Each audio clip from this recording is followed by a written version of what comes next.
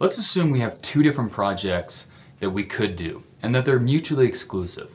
They have different cash flows, different rates of returns, different NPVs. Project A is going to offer a 25% project rate of return, while Project B is going to have a 15% rate of return.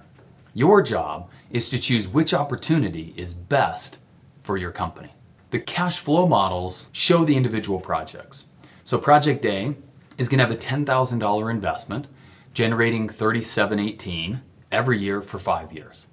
That's a 25% rate of return and about a $4,000 net present value. Project B spends more money, $35,000 being invested, with only $10,442 coming back into your pocket every year for 5 years.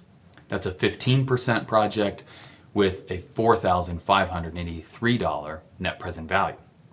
So the question is, which project do you want to select based on your minimum opportunity at 10%?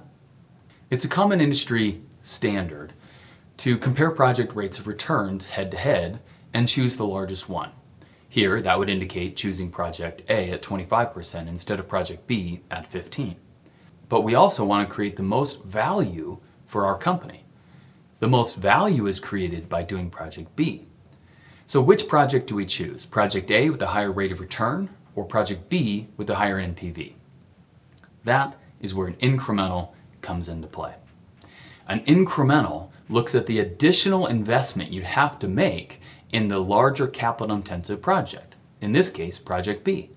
Why should we spend that extra $25,000 in B as opposed to putting it elsewhere and earning I star of 10%? Well, by putting the $25,000 in B, we earn an additional $6,724 every year for 5 years. That's an 11% rate of return and a $488 NPV at 10%.